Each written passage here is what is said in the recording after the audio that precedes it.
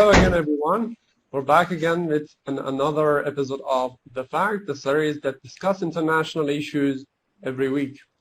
Today, we're going to talk about the recent unrest in Israel. And as you know, some of black communities in Israel try to rise up in order to fight against the racism toward black community in Israel. And today we're going to discuss about this issue with three respected guests. We have Miss Catherine Shakdam from England. She is a political activist and commentator. And also we have Mr. Shabbir Hassanali from England. He's also an author and political commentator. And also we have Mr. Salaam from Tokyo. He is joining us as a political activist on the program. I would like to welcome all three of you, and it is a true honor to have all of you on the program. Thank you so very much. I would like to start with the first question. Catherine, I would like to, first of all, go into the initiation of this unrest in Israel. And as you know, these Ethiopian black Jews in Israel try to somehow protest against the systematic racism that is going on against them. Do you think they are truly the victims of such a systematic racism or not? Oh, definitely. I mean, there is definitely a racism issue in Israel. I mean, the very creation of the state of Israel was actually based as an act of racism and sectarianism, so it's not surprising. The thing is with Israel is that people tend to think that as long as you're Jew, then everything is fine and you will be well respected and your rights would be granted. That's not the case. It's never been the case. There's a class system that is based on your skin color in Israel, and it's quite striking. And I think that the issue now with the Ethiopians and the fact that now they're actually rising up to the point where we could actually see widespread civil unrest and potentially an escalation of violence in Israel is actually very telling that it has been going on for decades. And is this something that now has become so pandemic that the state of Israel think that it's just the way to be? This is their modus operandi. They tend to be systematically racist towards those they do not feel belong, even though we are talking about Ethiopians who do happen to be Jewish. And so you would like to think that they are welcome in Israel, that it is their land, as claimed by their constitution, but it is not. So it's very interesting to see that their anger and their wrath is not just directed at our population or Muslim or Christians, but it's also directed at themselves if you do not fit a very strict criteria. And essentially, unless you are coming from Eastern Europe or Russia, for example, as Benjamin Netanyahu is, then you're very likely to be discriminated against. You have North African Jews, for example, who do form the majority of the Jews of Israel, are actually being discriminated against as well, and they do not have access to the same type of education, healthcare, transport, accommodation granted by the state, and even position within the government. Those are reserved to the Ashkenazi Jews, which come from Eastern Europe. So it's very interesting that only now the media has been forced to look into how the Israeli are actually behaving and conducting their affair amongst each other, because they keep playing the victim card, say that the entire world helped them because they're Jewish. This is not the case. They have plenty of hate to throw around, even among the Jewish community, which is, again, I think very interesting and very telling of the very nature of the state of Israel and how the philosophy that is Zionism is actually carrying out when it's being implemented in full force. It actually equates to violence against whoever is not deemed worthy, whatever that means in that case, because there's a number of criteria that you have to fulfill in order to be treated as a human being in Israel. And being of color is definitely not a green card as far as they're concerned. Shabir, can you explain about the reason that these Ethiopians actually tried to migrate to Israel? I mean, Israel tried to attract so many different communities to their entity. They tried to attract Russians, and we have Ethiopians, and also all different sorts of races and nationalities to this entity. So I would like to know about the time, if you have any information about it, and also about the reason that such a community would come to Israel and then they face this kind of crisis. Yeah, I mean the initial migration or the luring of the Ethiopian Jews into so-called Israel began from 1948. And I think one of the major reasons behind it was the Europeans were not very keen on going to this very hostile place in the desert, essentially. And there wasn't enough Jews, if you like, to fulfill the need to create a population imbalance, if you like, of sufficient size, to provide a situation where, how do I say this? To change the status quo, to make sure that this myth that was being perpetrated, that the land of Palestine was an empty land and there was no one living there and it was a handful of people, they needed to bring in enough people who professed to be Jewish in order to perpetrate the myth that, this was the land for the Jews and all of this. So from 1948 it began, because there was a large number. I mean, if you look at the figures, between 1948 and 1951, you have more than 500,000 immigrants coming in from this part of the world, Ethiopia, Sudan, other places. And then you had, going forward, there was a constant trickle, but then you have around 1979 through the 1980s, you had various groups around an organization called Aliyah, which is the return of the Jews to the so-called Promised Land, and of course Mossad agents operating out of North Africa, out of Sudan. They began to encourage people to come through, and one of the interesting things is that the actual Falasha Jews out of Ethiopia, the ones who have been protesting of late, these are actually direct descendants from the line of Abraham, from the line of Isaac. They are the real Jews, if you like. And many of them, they're Orthodox in that way. And the fact that now they're being sidelined is further testimony, if you like, to the fact that Zionism, which governs the so-called State of Israel, really has nothing to do with Judaism. This is a myth. This is a lie. It's a hijacking of Judaism. The same way that if you say, for example, Wahhabism and the kingdom of so-called Saudi Arabia, this is a hijacking of Islam to promote a particular political narrative, a political ideology that essentially is totalitarian. It's fascistic in its nature. They can dress it up in whatever face they want, and they can make all these nice statements and pretend that they're modernizing and everything. Saudi Arabia, so-called Israel. Ultimately, it's a fascistic society. If you're not, like Catherine pointed out, if you're not of a particular racial background, then you're a second-class citizen. This is not what democracy teaches us. And we're always told that Israel is, the biggest and the most powerful democracy in the Middle East. Well, no, this is junk. This is garbage. Israel is a fascist state. One might even say it's a Nazi state, because there are very, very big similarities when you do some analysis between Nazism and what was the ideology that this far right fascistic ideology, and what Zionism is. They're very, very similar. The fact that we're taught that Nazism killed Jews en masse, it killed many minorities as well, is essentially not even. In fact, it adds to this, because you can see that the Zionists in Palestine, in occupied Palestine, they're doing something very similar. They may not be using, as we're taught to, the gas chambers and things, but they're doing something far worse. I mean, Gaza is an open-air prison. They shut off the electricity. They poison the water. What's the difference? There is no difference. So really, the people from Ethiopia and stuff were and from North Africa as a whole were lured in under false pretenses, and now finally well, actually not just now. They've realized for quite some time this uprising of the Falashas has been going on for a while.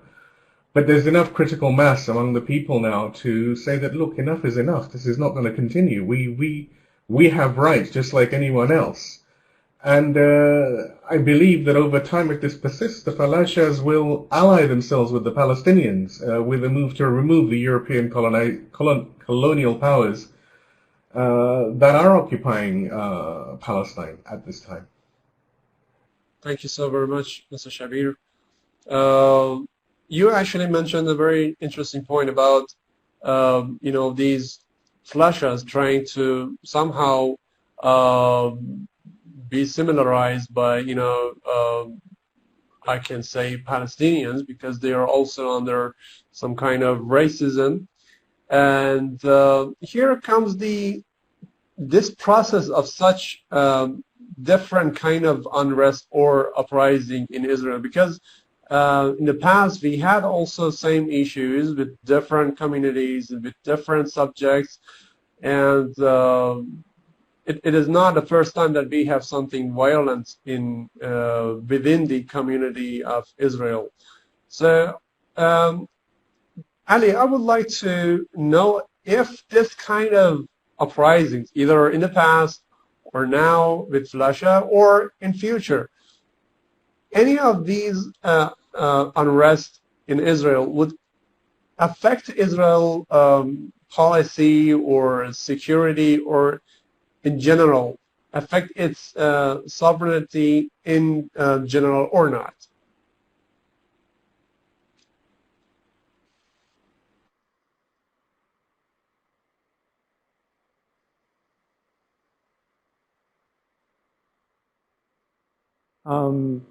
To begin, I'd like to start with in the name of Allah, the most merciful and the most compassionate. Bismillah ar-Rahman ar-Rahim. So to answer your question, I would have to say actually no, I do not believe that it would change anything with the so-called Israeli government, because what the so-called Israeli left is about is just changing the face of the Zionist regime. They want to replace the Likud party with the Labour Party, but we've seen what happened when the Labour Party was in power. They were in power for a lot of time during the occupation of Lebanon, and I believe as well during the July War of 2006, where they mercilessly slaughtered Lebanese, and obviously during the first and second intifadas, Labour had some time in the main political bloc that controlled the country. So what they're trying to do is just put a nice face on an ugly regime, in the same way that President Obama was an ugly face was a nice face to an ugly regime, to make people go to sleep and to think that everything is okay, when really it's not. It's the wolf in sheep's clothing.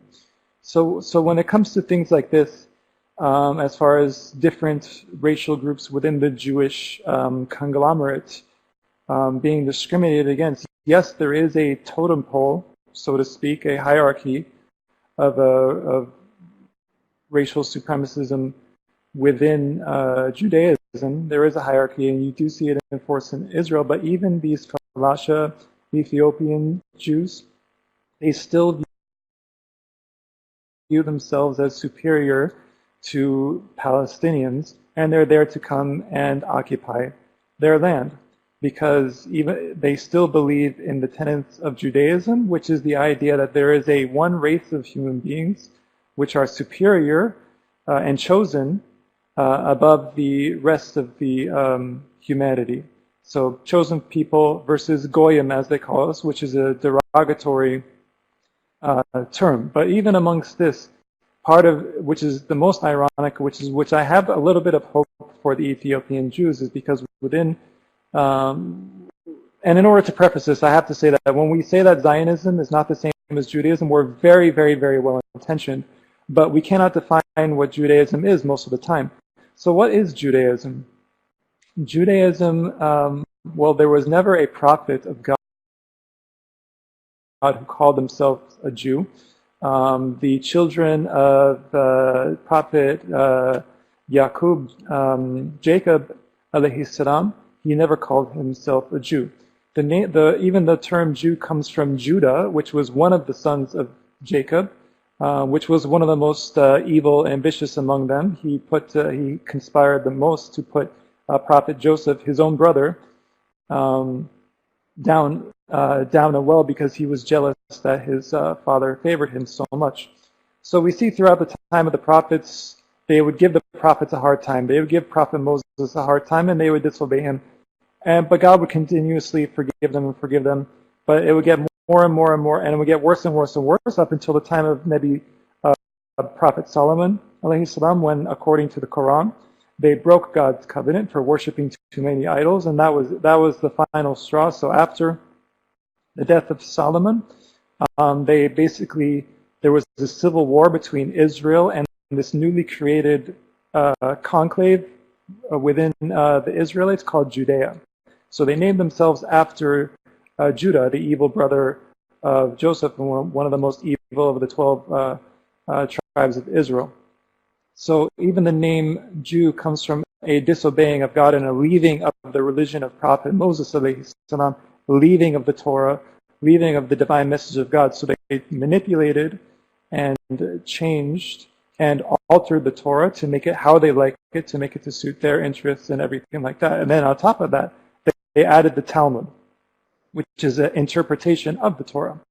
So there's a particular, and bringing it back as it relates to black people and black skin color, there is a particular passage in the Old Testament, which is the fake Torah, the man-made Torah, which is called the Curse of Ham. And it doesn't mention what race Ham is.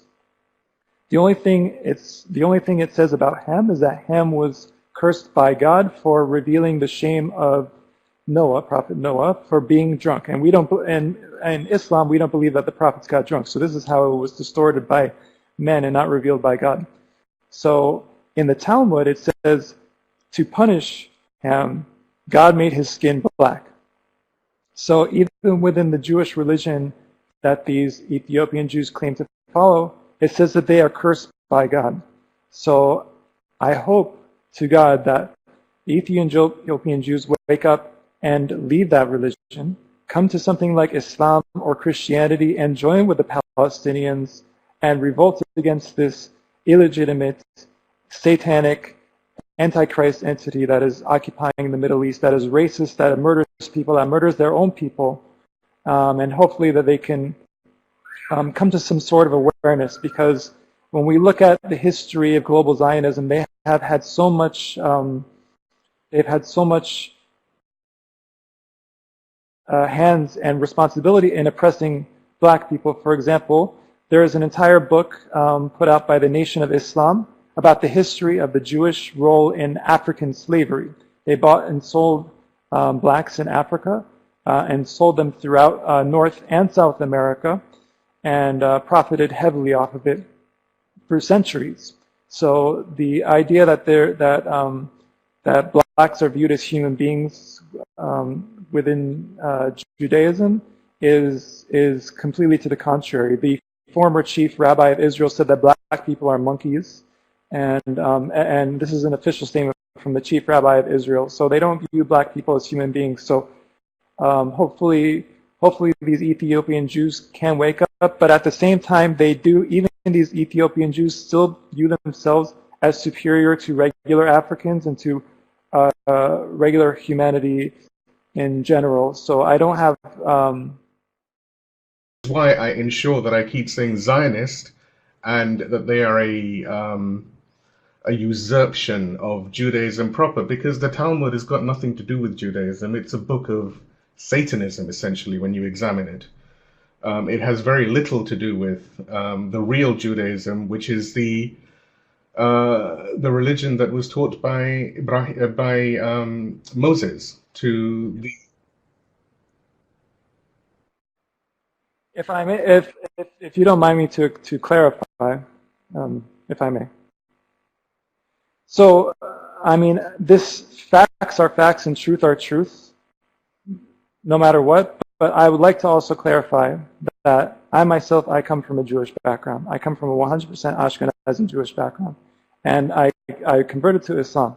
But as I explained, these are historical, biblical facts. You go to any Bible, that it'll show various maps during points of time, and it will show the time around the death of Prophet Solomon, alayhi salam, when they split between Israel and Judea. So there was no such thing called Judaism before that split, and none of the prophets, none of the holy prophets, none of the Israelite prophets who we revere were known as Jews. They were known as Israelites. So we as Muslims, you are right and you are correct. We have nothing against the religion of Moses. We have nothing against the original unaltered Torah. We believe in it. But the real Torah does not exist anymore. The Old Testament is not the Torah. The Old Testament says that Lot, alayhi salam, did incest with his daughters. The Old Testament says that Prophet David did or killed some man in order to get his wife, whom he illegitimately impregnated. So astaghfirullah wa atubu ilayh. This is obviously a distortion of the real Torah, but the real Torah does not exist. And when I say Jews, I don't mean to denote it in a racial terminology. I mean it those who ascribe to the idea that there is a race of people that are chosen above every other race. But it is obviously, as you're correct, it is in the Quran. They are referred to as the people of the book. But their religion is not said to be true or anything like that. In fact, just as many times God condemns them for all their wrongdoings, killing the prophets, taking usury, slandering Maryam, salam alayha, the mother of Jesus, and everything like that. So, to be clear, it is not saying that that the entire race of people is condemned, as the Quran says that the majority of them are cursed, except for a very few. So Allah is most merciful. Allah's door is open for anyone who wants to repent, to stop being a racist, to stop having views that are inherently wicked and destructive and going against the principles that all of God's prophets taught from Adam to Muhammad. And like I said, if we don't understand what Judaism means, we're well intentioned. What we mean to say, thank you so what very we're much, actually trying to say is that we're not racist for our criticism of Zionism. We're not against Jews just because they're Shabbir Jews for Hassanali. no reason whatsoever. No, we're against racism, and Judaism is a fundamentally we have racist religion. spoken about the details. In fact, there was another of, person the who came roots from a similar of, background like me. He was a Jew who converted to Catholicism. His name was Benjamin but here Friedman. comes also He the wrote this issue book of called Facts Are Facts, Palestinians, and in it he lists those, many who different are verses living of the Talmud occupied Palestine and or in also Gaza, to and all of them are being prove that somehow the Ashkenazi the victim of the policies of Israel. Now I would like to know if these kind of policies toward Palestinians and also the people of Gaza would affect the relation between Israeli citizens and the government of Israel or not. Before I answer your question, I just really like to quickly go back to what Ali was saying earlier. And I do have a problem personally with generalization. I don't think it's a good idea. I don't think it's helping any form of dialogue to just, make a broad statement and say that all people are a certain way or that their belief system is not worthy. I think that as Muslims, we have to be in particular very careful to not pass judgments. People do believe certain truths and they hold it to be true. We don't have to agree with them. What we have to do is actually respect the fact that they have a right to believe what it is that they believe. Now, as far as the Ethiopian Jews are concerned, it's not really well known, but they actually, a community of them were actually living in Palestine before the creation of Israel, and they do feel like they are refugees within their own countries, as they do feel that they are Palestinians. So I think we need to be careful when it comes to the history of Palestine. It's a complicated one that has seen a lot of movement of population. Communities have come and gone, and people have converted to different faiths. So I think that when we talk about Palestine, we have to understand that the land is open to whoever feels and feel that it belongs to the history of Palestine, regardless of religion, by the way. There's a lot of Palestinians who are atheists, and they are as well deserving as any other Palestinians to their land, the history, the community, the traditions, and so on.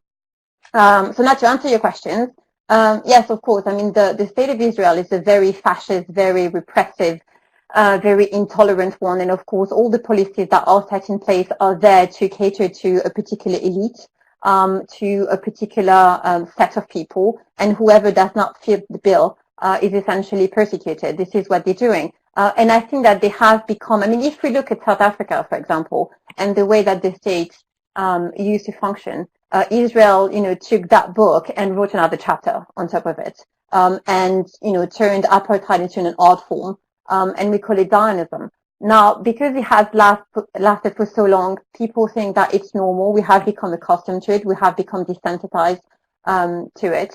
But it doesn't mean that it's not horrible. And of course, Palestinians are suffering greatly, not just them, but other communities within Israel are suffering greatly. And a lot of the time, we never hear about them or talk about them because they are considered Jewish. And so like the Ethiopian Jews, I think they are entitled to the suffering.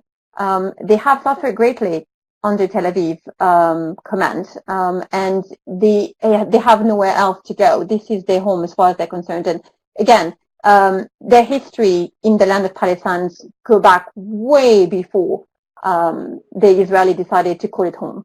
So I think it's important that we understand that those people are people and they do have a right, to safety and a right to have dignified life, and a right to be protected.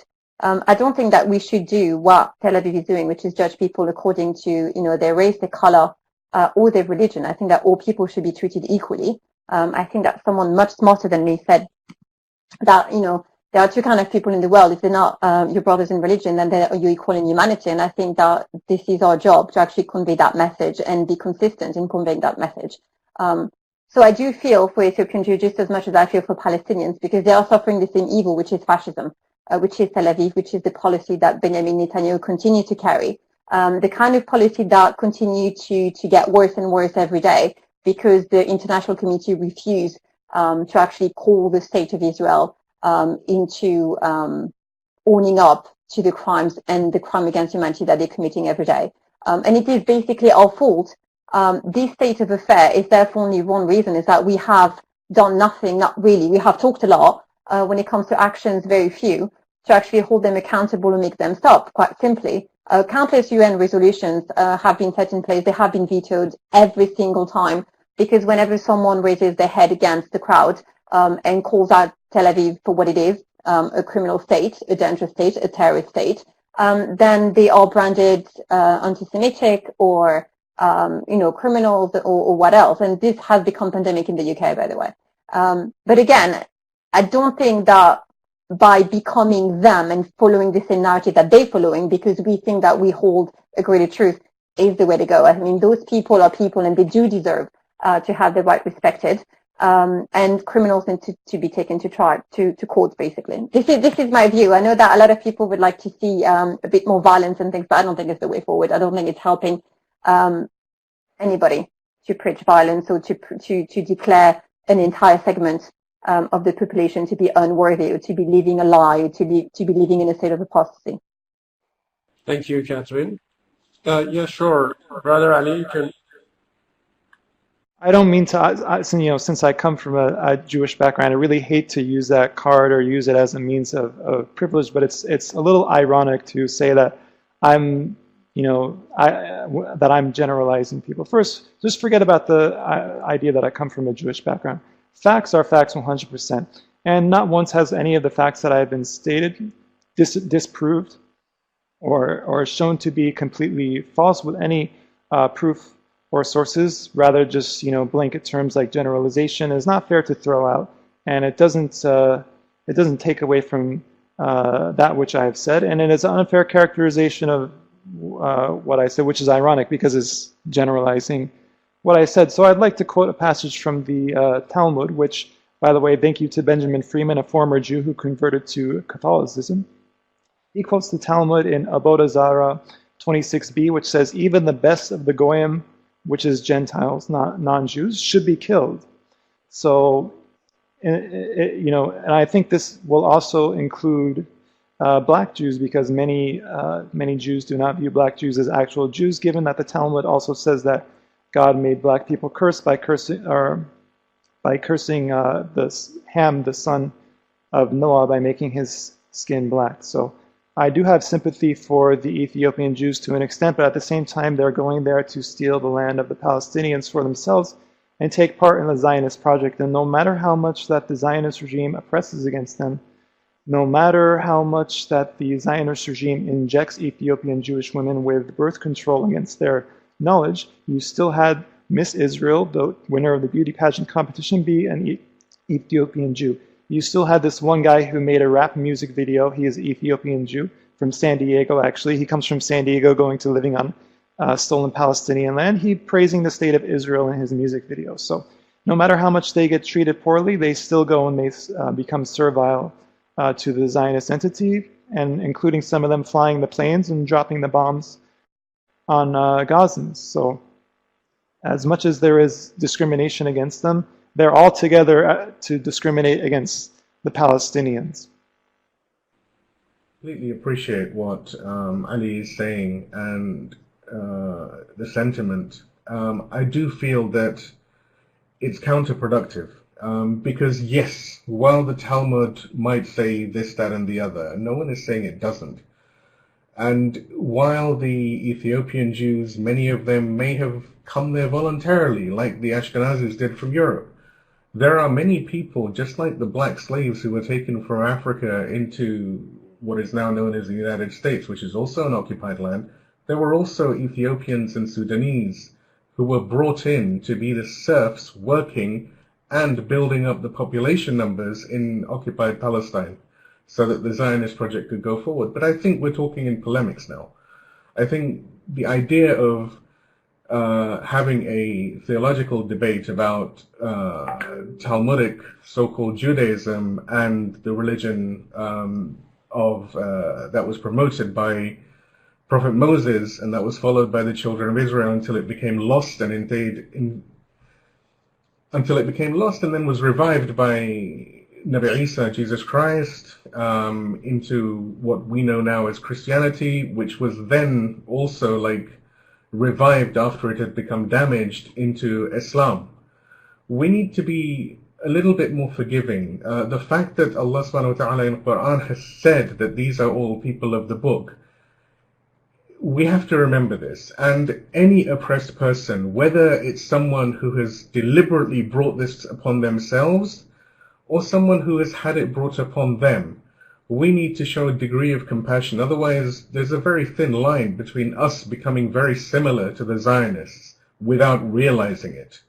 We have to be very careful, and we have to follow the line of Rahbar when he has said that his solution to the Palestine issue is not to throw everyone out. His solution is a referendum, where all of the Palestinians can come along. They can make a referendum. The people who are born there, they can also make a referendum, and they decide what type of government they want. And whatever they decide, this is what happens. If they want a secular democracy, if they want an Islamic republic, if they want a Zionist state, whatever. But there has to be a free and fair referendum of all of the people, including the exiles of Palestine.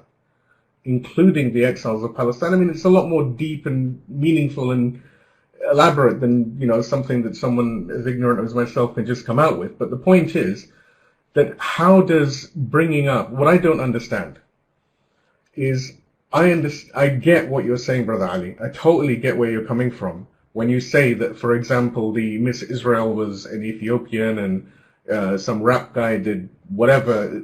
This is fine. There are people who will be assimilated, but that doesn't mean that the whole are all bad. And the thing is, if we keep attacking all of these people, the likelihood of them becoming sympathetic to the Palestinian cause goes flying out the window, becomes less. We have to show a degree of compassion. Yes, if they confront us directly, we take a stand. I'm not saying we don't take a stand, but I'm saying we have to be wise and act with compassion and wisdom. This is what Islam teaches us. Islam doesn't teach us to just say that just because someone follows if Islam thought that Judaism or the religion of Nabi Musa was such a terrible thing, then why include them in the people of the book? Allah subhanahu wa ta'ala has. But the idea of Israel being a Jewish state, this is an invalid assumption. It's like saying Saudi Arabia is somehow a Muslim country. It's not. This is the discussion, I believe. What we need to understand is anyone who is opposed to the fascistic Zionist entity, even if that person is someone who is living there, I'm not saying that Labour and Likud, the left and the right, are any different. I agree, they are completely the same. And in fact, I would argue that the Labour are far worse, because just like the Obama time, they're better at diplomacy, they're better at lying than the right wing. The right wing is a little bit more, shall we say, it sounds very strange saying it, they're a little bit more honest. They're more upfront with what they mean. So I think going into the idea of Talmudic Judaism and all of this, this doesn't help the situation. What we have to understand is right now, and I believe the question was, if the people in occupied Palestine, the so-called Jews who are now living in occupied Palestine illegally, I agree, illegally, but they're living there. If they become dissatisfied sufficiently, then you can start educating them, because they will start listening away from the propaganda that the Zionists are giving. Perhaps. It's not a given. They may not.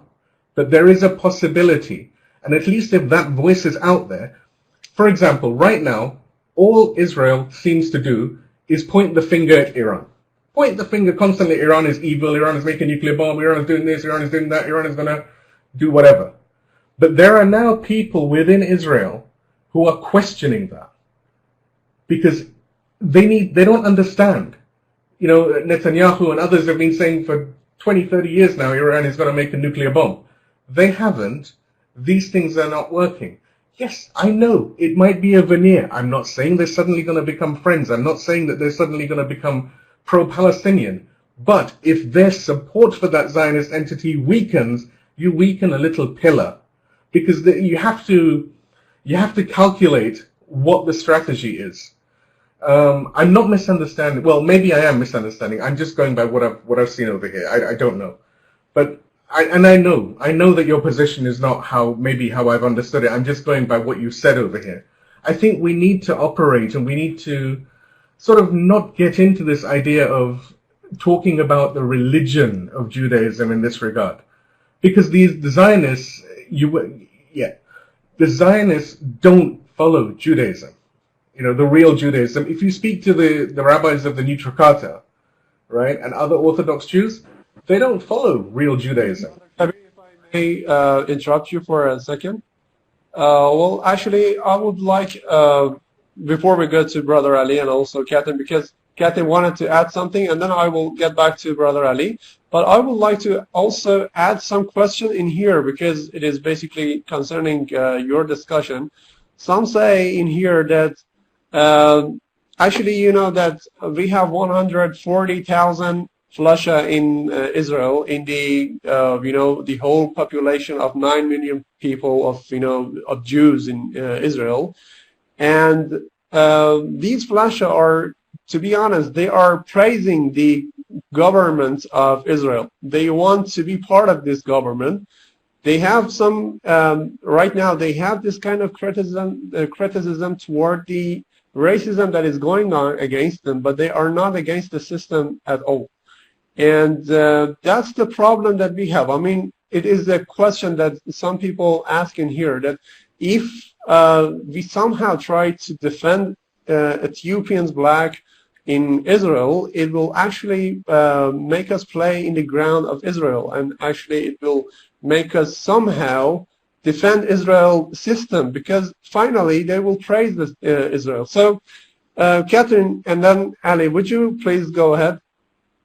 Okay, so that it's a tough one, because I do agree with you in when you think that we need to be careful to not actually be playing right into the hand of the Zionists. That being said, I think we need to be careful not to lose our humanity along the way, and we have to understand that not all Jews think that they are God-chosen people. Not all Jews are Zionists. Not all Jews are bad people. Not all Ethiopian Jews are in love with the system that Tel Aviv set in place, and they do feel that there are great injustices in Israel that they would like, to see rectified. And a lot of people in Israel do emphasize a lot with the Palestinians, but they are as well. We need to look at Israelis as well as the victims of a system that has brainwashed them and that do persecute them in a way, because robbing them of their right to choose or their right to actually research right from wrong or even be educated as a whole. So I always try to not, I do not want to be in a position where I have to defend, Zionists or Israelis in particular, because I don't have a lot of affection for them, let's be honest. But that being said, I refuse to deny them their humanity, because this is exactly what the Wahhabis are doing to all kinds of Muslim and Christian community around the world. And this is what the Zionists are doing to the Palestinians. So I refuse to play that game, because I do not want to align my way of thinking with their way of thinking. But yes, I do understand that Zionism is such an evil, machine that it has kind of seeped into everything that we do and think and say, because it's manipulating a lot of the media or even the way that political thoughts are being formulated. And so we need to be careful.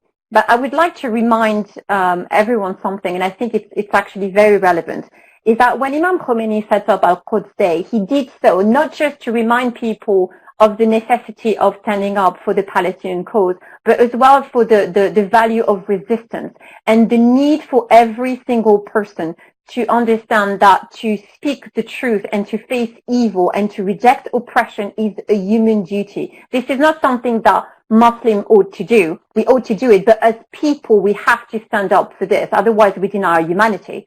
And I think that we need to remember this when we look at what is happening to Ethiopian Jews in Israel, because they are being persecuted. And I think as people, we have to stand with those who are being persecuted, regardless of the situation. And then maybe they will remember their own humanity and remember that they are themselves persecuting other people. And maybe now they will think twice, because someone actually showed them some compassion and some mercy and actually gave them justice when justice was owed to them. This is all I have to say. I mean, if we look at what Imam Khomeini has stood for, the thing that he has done and said during his leadership, the things that Ayatollah Khamenei has continued to do, say, and actually put in action when it comes to Palestine, when it comes to Israel, is telling us one thing, is that we have to be very careful not to generalize, not to put everyone under the same umbrella, that we have to be careful in how we deal with situations, because it's not because someone did you one wrong. I may be wrong and I may be foolish and I may be silly, but I refuse to hate people just because, they have been branded something that I'm supposed to, or I've been taught to hate. And regardless of what someone may feel or think about Judaism, regardless if they were born into Judaism, I think that we have to respect their choices. They have a right to their religion, however this religion is, or was, or will be, just as long as this religion doesn't actually call for the destruction of other communities, which is why we're criticizing Zionism and not Judaism. That's what I have to say. But yes, when it comes to Israel, Israel has been defined in violence, hatred, oppression, racism, sectarianism, and it's quite clear that Israel will unravel at the seam because of those crimes, because of those way of thinking.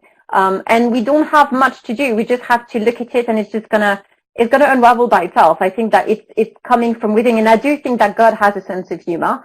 And then whoever lives by this will perish by it. I've said this many times. When it comes to Israel, I don't think that we need to do much other than actually hold on to our principle and our standards and watch that puppy burn, because it will burn.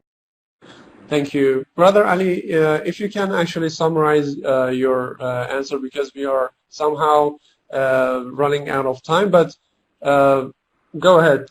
Inshallah, I'll try my best to keep it brief, because there was a lot thrown out there. But I think, as I said, I'm being misunderstood, and I agree.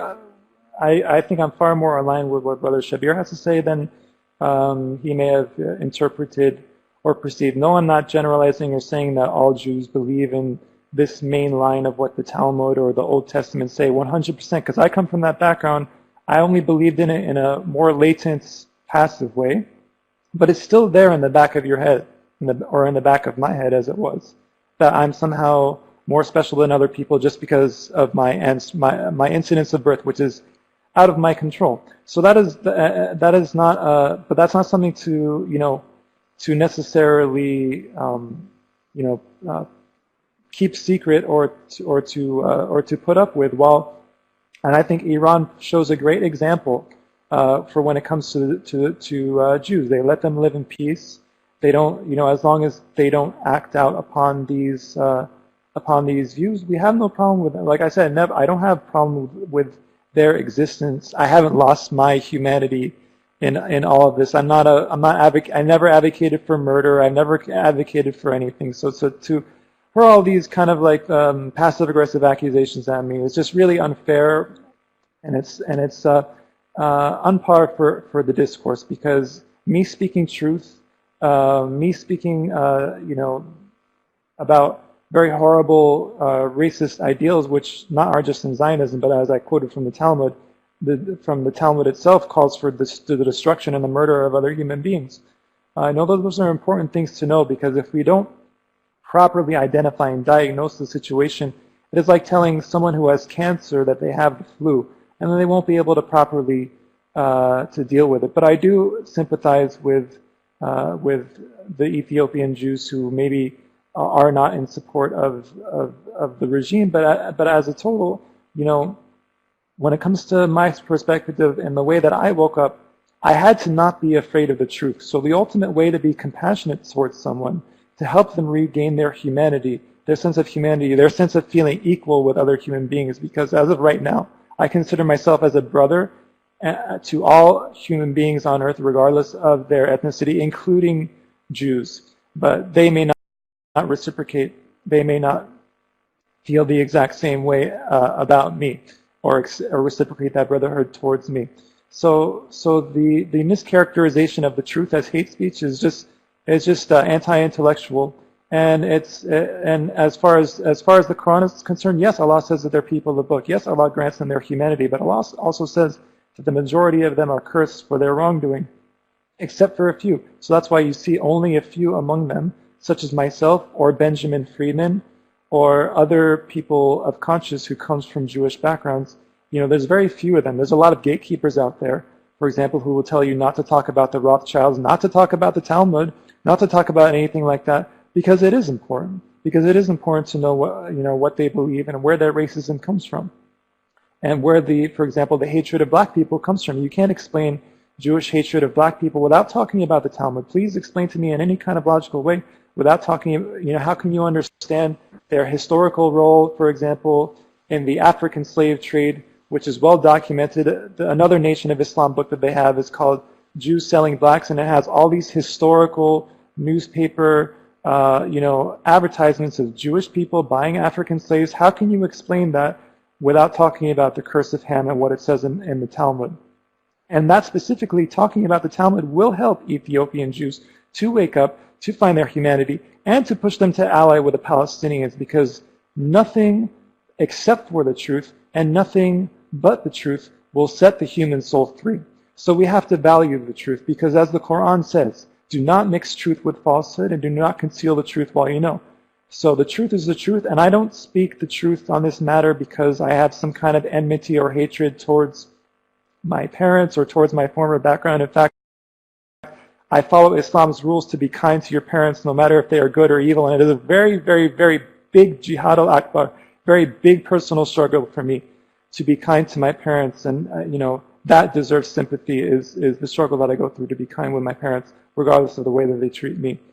So I hope that this can be understood, and I'll take the heat, I'll take the criticism, because I'm trying to be a pioneer, so that in the future these types of topics will not be as taboo, because it's very important to understand the nature of the illegitimate Zionist entity, especially because it affects so many things around the world.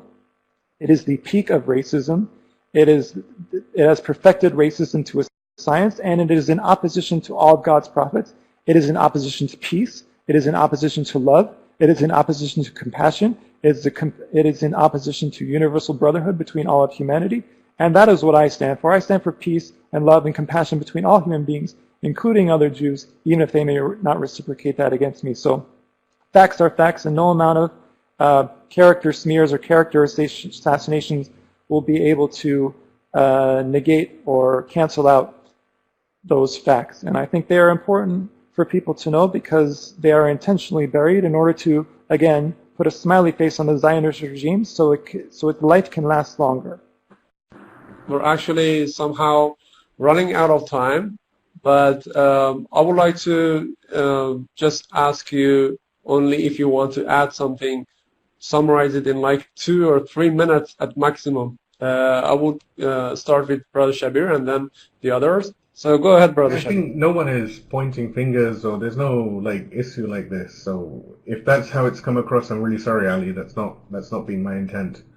I think what I'm trying to say is because this is going to be going out to the public, to the world, we need to be a little bit more intelligent in how we deal with this. If we speak in a way that is just going to close people's ears off, they're not going to listen to us. They're not going to even listen to the nuances of what we're saying because they'll hear certain words and just block away from it. That's not to say that I'm saying we, dispute the truth. Far from it. I say that we give the truth, but we give it in bite-sized morsels that people can eat. You may have more faith in people. That's fine. Let's just say that maybe you're right, maybe I'm wrong. It's not the point. The point is we can see one of the ways that the Zionists have become very powerful across the world is because of the way they have used and influenced people. Granted, they have used money, they have used Machiavellian means. I'm not saying they haven't. But they have also been able to win the case that these people are oppressed. They've created this myth that we are oppressed and blah, blah, blah. And of course, anyone who understands what the Zionist project is about knows that it's exactly the opposite. If they say it's night, then definitely it's day. We know this. But educating people requires us to be a little bit, careful. I'm not saying you did. Try and understand what I'm saying. Please, try and understand what I'm saying, my brother. Anyway, leave this. The discussion has been about, we've been talking about Israel's policies towards the Palestinians and the people of Gaza. And, any clash or any issue that's going to create issues between the so-called Israeli people and their government. To be fair, anything which creates any sort of strife within the Israeli regime is not a bad thing. I would say that this is a good thing because it takes the heat off the Palestinians potentially. However, we must always be careful that, this is just misdirection. And, we've been hearing Netanyahu say over the last few days that he's planning a big campaign against Gaza. He's been, pushing this idea. And this may well be because he's got heat happening on him down within the country. And there's political strife and corruption strife and all of this stuff. And he needs a war, just like Trump needs a war. All of these politicians, they're being politically elected. Their power depends on our blood. It depends on people being killed. And we need to try and educate the population on this. That, really the reality is that I believe that the Jewish people, they are actually an oppressed people because Zionism is oppressing the original Jewish idea. The same way as the Muslims, for the most part, are actually an oppressed, right? They're an oppressed people because of what things like Wahhabism and other corruptions of Islam are doing. We can go on and talk about polemics and all of this stuff. This is not going to move things forward. This is just going to become circular. So I think we need to begin to focus on the actual resistance focus. Look at how, for example, Sayyid Hassan discusses these ideas. Look at how Sayyid Qa'id discusses these issues. And move on from there. Look, everyone has a right to their opinion. My position is that I'm not going to turn around and start saying things against the religion that is known as Judaism, which may not be anything to do with the original Judaism of Moses. I'm not going to get into this discussion. To me, this is not, what. But I do believe that we definitely need a whole different episode just focusing on this subject, because I believe we cannot cover all of that in this few minutes. So if you would agree, Brother Shabbir and also Brother Salaam, if you agree, we can also invite others for another whole episode discussing about this issue. Is it okay? Yes. Yeah, okay. If that's fine, we can actually postpone it to another episode. But let's go for the last part of our episode. Catherine, if you want to add something, please go ahead. But there's also this little question: if this whole unrest or this crisis would finally end up in the collapse of Israel or end up in any kind of, severe crisis in Israel or not?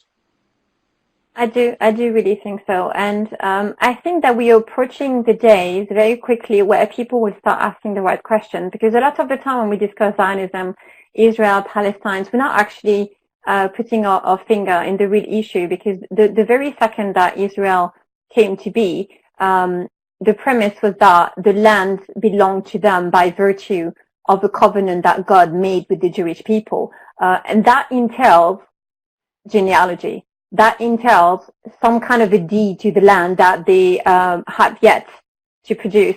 And, this is the 21st century. We have the technology now to actually trace people's DNA.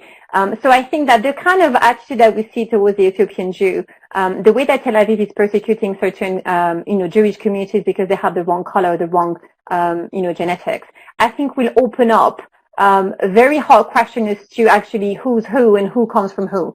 And I think it would be interesting, because I would like to know if in fact Israeli claim that this land belongs to them, then they would have actually, to actually prove somehow that they have the genealogy to back it up. We haven't touched upon that question, which I think is a good one, and I think it's a valid argument. Since they are claiming the land to be theirs, why can't they just, prove it to us? Because the argument is actually on them to prove. We don't have to accept it. And I think it would be a good way forward, and maybe drop the whole religious argument, because it's neither here nor there. I don't think that we should be discussing religion or the validity of anyone's religion, because we're playing right into the handbook. Because the second we start to talk about Judaism or Islam or Christianity, this is exactly their playfield. That's what they want us to discuss, because we're going to start putting our foot in our mouth, basically, and start to pass judgment on people, and then they got us.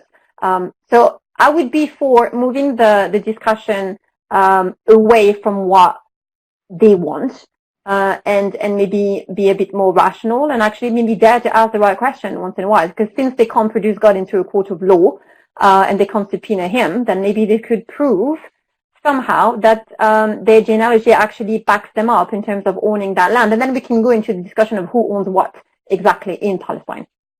That's what I have to say for now. Thank you so very much for all the explanations. I would like to put an end to this episode of The Fact. It was truly an informative and fruitful and also detailed explanation with all three of you. I would like to thank Brother Shabbir Hassanali and also Brother Ali Salaam and also Catherine Shakdam. You actually gave us your precious time to this program. Thank you so very much, and I hope we can have you again on the program in next episodes. I would like to say goodbye and have a good time. Thank you.